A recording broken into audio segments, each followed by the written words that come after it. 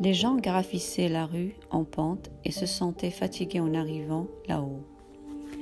Alors, au bout de cette rampe, se trouvait une boutique de beaux cristaux et du thé à la menthe bien rafraîchissant. Ils entraient boire le thé servi dans de magnifiques verres en cristal. Jamais ma femme n'a eu cette idée, disait un homme. Il achetait quelques cristaux car il avait des invités ce soir et ceux-ci seraient impressionnés par la richesse de ses coupes. Un autre client affirma pour sa part que le thé était toujours bien meilleur quand on le servait dans des récipients en cristal, car ainsi la rampe se conservait mieux. Un troisième dit encore qu'il était de tradition en Orient d'utiliser le cristal avec le thé, en raison de ses pouvoirs magiques. En peu de temps, la nouvelle se répandit et beaucoup de gens se mirent à monter jusqu'au sommet de la rampe pour connaître la boutique qui avait inauguré cette nouveauté dans un commerçant si ancien. D'autres boutiques ouvrirent où l'on servait aussi le thé dans des verres en cristal, mais n'était pas situé en haut d'une rue en pente, ce qui fait qu'il restait toujours vide. Très vite, le marchand fut amené à embaucher 2 autres employés. Il dut bientôt importer, en même temps que les cristaux, d'énormes quantités de thé, consommés jour après jour par les hommes et les femmes qui avaient soif de choses nouvelles. Ainsi passèrent 6 mois. Le jeune homme s'éveilla avant le lever du soleil. 11 mois et 9 jours s'étaient écoulés depuis qu'il avait pour la première fois foulé le sol du continent africain. Il revêtit le costume arabe en lin blanc qu'il avait acheté spécialement pour ce jour-là et se coiffa du turban tenu par un anneau en cuir du chameau. Enfin, il chaussa ses sandales de neuf et descendit sans faire aucun bruit. La ville dormait encore. Il se fit un sandwich au sésame et but du thé chaud dans un verre en cristal. Ensuite, il s'assit sur le seuil de la boutique et se mit à fumer le narguilé tout seul. Il fuma en silence, sans penser à rien, sans rien entendre que la rumeur continue du vent qui soufflait en apportant l'odeur du désert. Puis, quand il eut fini, il plongea la main dans l'une de ses poches et resta quelques instants à contempler ce qu'il l'en avait retiré. Il y avait là une belle somme d'argent, de quoi acheter 120 moutons, 100 billets de retour et une licence d'importation et d'exportation entre son pays et le pays où il se trouvait actuellement. Il attendit patiemment que le vieillard s'éveillât à son tour et vint ouvrir le magasin. Ils allèrent alors prendre le thé ensemble. « C'est aujourd'hui que je m'en vais, » dit le jeune homme. « J'ai l'argent qu'il faut pour acheter mes moutons. Et vous en avez assez pour aller à la Mecque. » Le vieillard ne dit rien. « Je vous demande votre bénédiction, » insista-t-il. « Vous m'avez aidé. » Le vieillard continua à préparer le thé en silence. Enfin, au bout d'un certain temps, il se tourna vers le jeune homme. « Je suis fier de toi, » dit-il. « Tu as donné une âme à ma boutique de cristaux. Mais je n'irai pas à la Mecque, tu le sais bien. Comme tu sais aussi que tu ne rachèteras pas de moutons. » « Qui vous a dit cela ?» demanda le jeune homme abasourdi. « Mektoub » dit simplement le vieux marchand de cristaux. Et il le bénit. Le jeune homme alla dans sa chambre et rassembla tout ce qui lui appartenait. Cela fait 3 sacoches bien remplies. Juste au moment de partir, il remarqua que, Dans un coin de la pièce, il y avait encore sa vieille besace de berger. Elle était en piteux état. Il avait bien failli oublier jusqu'à son existence. Dedans, il y avait toujours son bouquin, ainsi que le manteau. Lorsqu'il retira celle-ci, pensant faire cadeau au premier garçon qu'il rencontrerait dans la rue, les deux pierres roulèrent par terre, Urim et Thummim. Il se souvient alors du vieux roi et fut tout surpris de s'apercevoir qu'il n'avait plus pensé à cette rencontre depuis bien longtemps. Pendant toute une année, il avait travaillé sans répit, en se préoccupant seulement de gagner assez d'argent pour ne pas devoir retourner en Espagne la tête basse.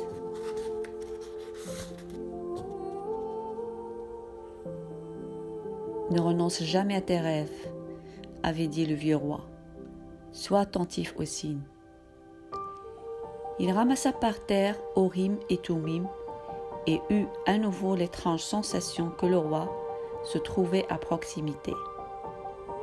Il avait travaillé dur tout au long de cette année et les signes indiquaient que le moment de partir était venu.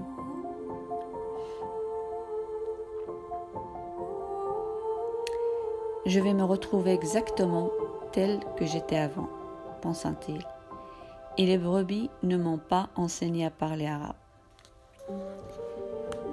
Et pourtant, les brebis avaient enseigné une chose autrement importante, qu'il y avait dans le monde un langage qui était compris de tous et que lui-même avait employé pendant tout ce temps pour faire progresser la boutique.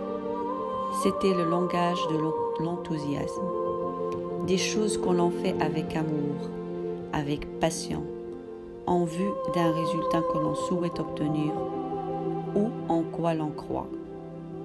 Tanger n'était maintenant plus que lui une ville étrangère. Il eut le sentiment que, de même qu'il avait fait la conquête de ce lieu, de même il pourrait conquérir le monde. Lorsque tu veux vraiment une chose, tout l'univers conspire à te promettre de réaliser son désir, avait dit le vieux. Mais le vieux roi n'avait pas parlé de voleurs, de déserts immenses, de gens qui connaissent leurs rêves mais ne veulent pas les réaliser. Le vieux roi n'avait pas dit que les pyramides étaient tout juste un tas de cailloux et que n'importe qui pouvait faire un tas de cailloux dans son jardin. Il avait aussi oublié de dire que lorsqu'on a assez d'argent pour acheter un plus gros troupeau que celui qu'on avait avant, on se doit d'acheter ce troupeau. Il ramassa la besace et la prit avec ses autres sacs. Il descendit l'escalier. Le vieux bonhomme était en train de servir un couple d'étrangers. Cependant que d'autres clients dans la boutique prenaient le thé dans des verres en cristal. Pour cette heure matinale, c'était un bon début de journée. De l'endroit où il se trouvait, il remarqua pour la première fois que la chevelure du marchand de cristaux rappelait tout à fait celle du vieux roi. Il se souvient du sourire qu'avait le marchand de sucreries, le premier jour qu'il s'était réveillé à Tanger, alors qu'il n'avait ni où aller ni de quoi manger. Ce sourire lui aussi évoquait le souvenir du vieux roi. Comme s'il était passé par ici et qu'il y ait laissé une empreinte, pensa-t-il, à croire que chacune de ces personnes avait eu l'occasion de connaître le roi à un moment ou à un autre de son existence. Il avait bien dit, en vérité, qu'il apparaissait toujours à celui qui vit sa légende personnelle.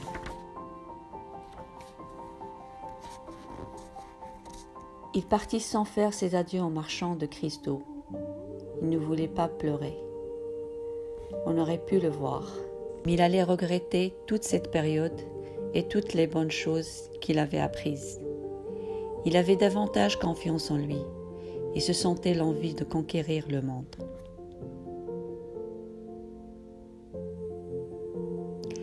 Mais je m'en vais vers les campagnes que je connais déjà, mener à nouveau mes moutons.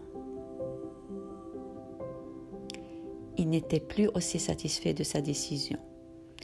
Il avait travaillé toute une année pour réaliser un rêve, et ce rêve, de minute en minute, perdait peu à peu de son importance. Peut-être parce que ce n'était pas son rêve, en fin de compte.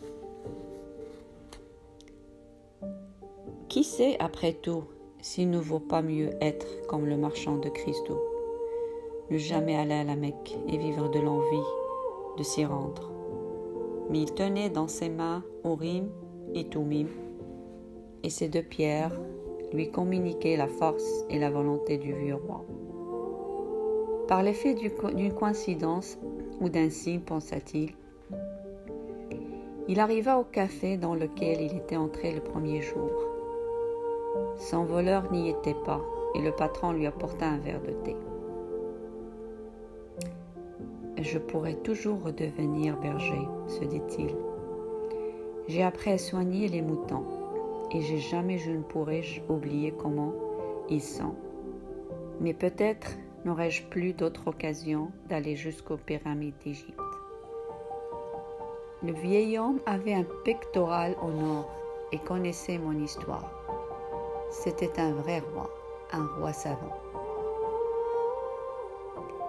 Il se trouvait à 2 heures à peine en bateau des plaines d'Andalousie, mais entre lui et les pyramides, il y avait un désert.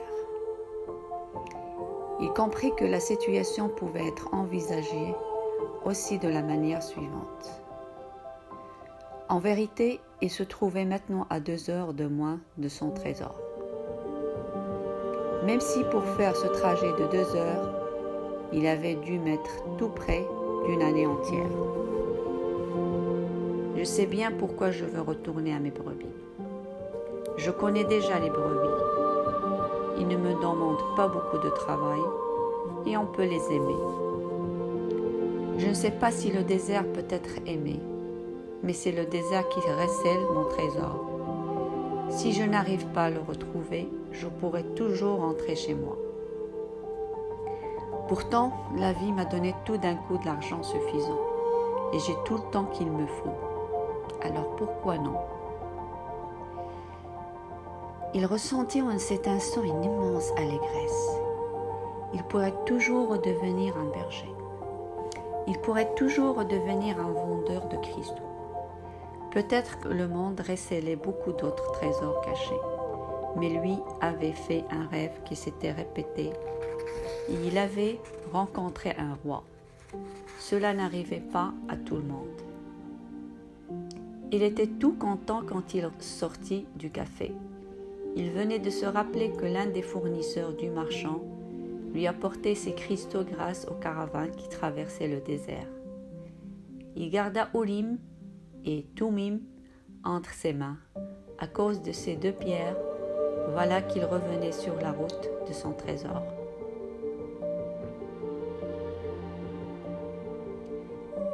Je suis toujours à côté de ceux qui vivent leur légende personnelle, avait dit le vieux roi. Il n'avait rien à perdre à aller jusqu'à l'entrepôt pour savoir si les pyramides se trouvaient réellement si loin. L'Anglais était assis à l'intérieur d'un bâtiment qui sentait les bêtes, la sueur, la poussière. On ne pouvait guère appeler cela un entrepôt. C'était tout juste un enclos à bétail. Toute mon existence pour en arriver à passer par un endroit comme celui-ci, se dit-il, tout en feuilletant distraitement une revue de chimie. 10 années d'études m'amènent dans un enclos à bétail. Mais il fallait poursuivre, il fallait croire aux signes. Toute sa vie, toutes ses études s'étaient centrées sur la recherche du langage unique que parle l'univers. Au début, il s'était intéressé à l'espéranto, puis aux religions, puis et pour finir à l'alchimie. Il savait parler l'espéranto, entendait parfaitement les diverses religions, mais ce n'était pas encore un alchimiste. Il avait réussi sans doute à déchiffrer des choses importantes, mais ses recherches en étaient arrivées au point où il ne parvenait pas à aller plus loin. Il avait tenté, sans succès, d'entrer en relation avec un alchimiste, quel qu'il fût.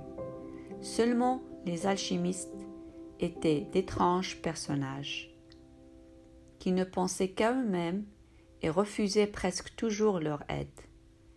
Qui sait s'ils n'avaient pas découvert le secret du grand œuvre, autrement dit, la pierre philosophale.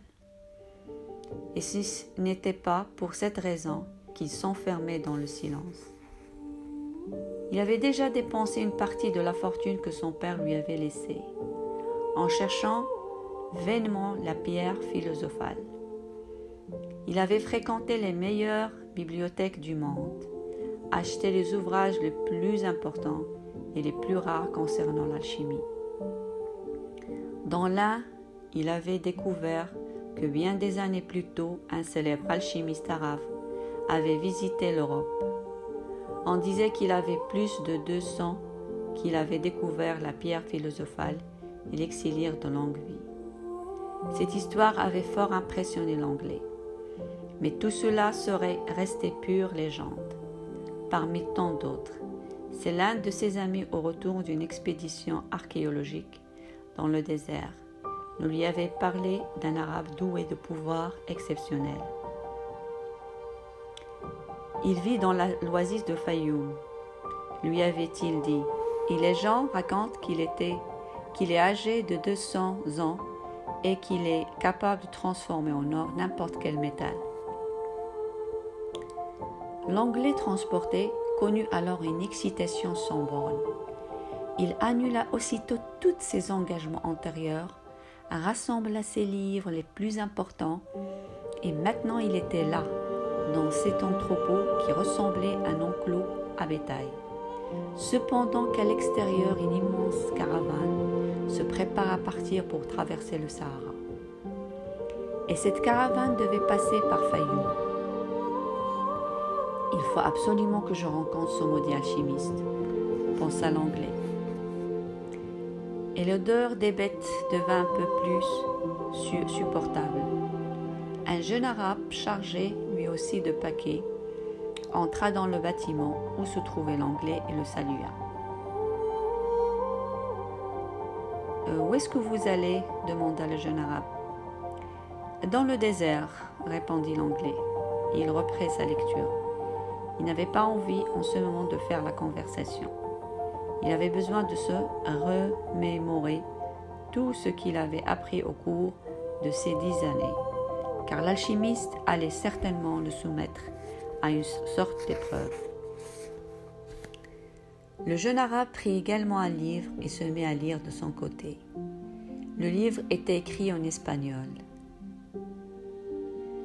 Une chance, pensa l'Anglais.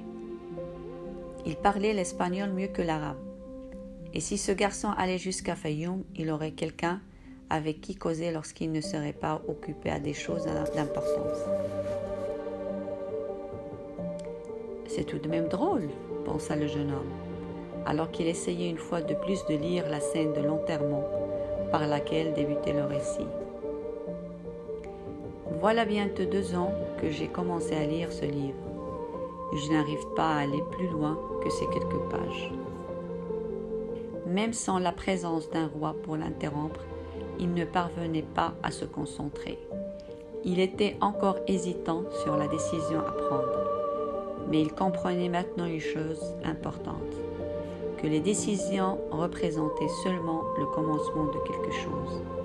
Quand quelqu'un prenait une décision, il se prolongeait en fait dans un courant impétueux qui l'emportait vers une destination qu'il n'avait jamais entrevue, même en rêve, au moment où il avait pris cette décision. Quand j'ai choisi de partir à la recherche de mon trésor, je n'avais jamais imaginé de travailler dans une boutique de cristaux, pensa-t-il pour confirmer son raisonnement. De la même façon, cette caravane peut bien correspondre à une décision prise par moi mais son trajet restera toujours un mystère. En face de lui, il y avait un Européen qui était également en train de lire un livre. Antipathique, il avait regardé de façon méprisante quand il était entré. Ils auraient pu devenir bons amis, mais l'Européen avait tout de suite coupé court. Le jeune homme ferma son livre, il ne voulait rien faire qui peut laisser croire à une quelconque ressemblance avec cet Européen. Il tira de sa poche Urim et Thummim et commença à jouer avec les deux pierres. L'étranger poussa un cri. « Un Urim et un Thummim !» En toute hâte, le jeune homme remit les pierres dans sa poche.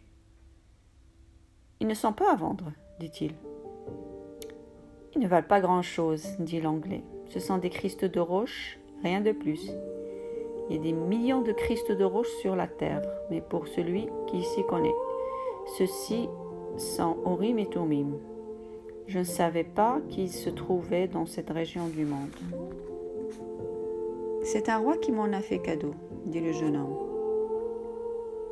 L'étranger resta quoi, puis il plongea la main dans sa poche et en sortit, en tremblant, deux pierres identiques. « Vous avez parlé d'un roi, dit-il. Mais vous ne croyez pas qu'un roi puisse parler à un berger, dit le jeune homme, désireux cette fois de mettre fin à la conversation. Bien au contraire, les bergers ont été les premiers à rendre hommage à un roi que le reste du monde refusait de reconnaître. Aussi n'y a-t-il rien d'extraordinaire à ce que les rois parlent aux bergers. Il ajouta de peur que le jeune homme ne comprit pas bien. C'est dans la Bible, le même livre qui m'a appris à faire cet Urim et ce Thummim. Ces pierres étaient le seul instrument de divination autorisé par Dieu. Les prêtres les portaient à un pectoral en or. Le jeune homme se sentit alors heureux de se trouver en cet endroit. « Peut-être est-ce là un signe, dit l'Anglais, comme s'il pensait à haute voix. « Qui vous a parlé de signe ?» L'intérêt du jeune homme croisait de minute en minute. « Dans la vie, tout est signe, dit l'Anglais, qui, cette fois, referma la revue qu'il était en train de lire. L'univers est fait en une langue que tout le monde peut entendre, mais qu'on a oublié. Je cherche ce langage universel entre autres choses. C'est pour cette raison que je suis ici, parce que je dois rencontrer un homme qui connaît ce langage universel, un alchimiste.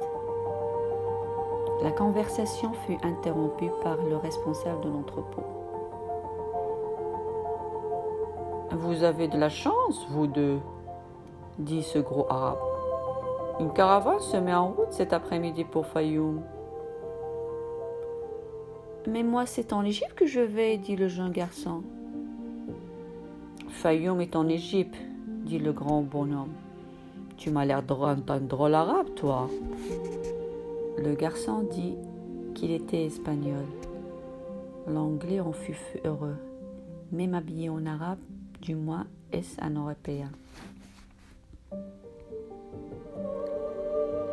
Il donne au signe le nom de chance, dit l'Anglais, une fois que l'autre fut sorti. Si je le pouvais, j'écrirais une énorme encyclopédie sur les mots chance et coïncidence.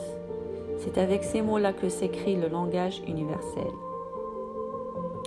Puis ils continuèrent à causer et il dit au jeune homme que ce n'était pas une coïncidence. S'il avait trouvé avec Urim et Thummim dans la main. Il lui demanda si lui aussi allait à la recherche de l'alchimiste. « Je vais à la recherche d'un trésor, » répondit le jeune garçon. Il le regretta aussitôt. Mais l'Anglais ne sembla pas attacher d'importance ce qu'il venait de dire. « D'une certaine façon, moi aussi, fit-il.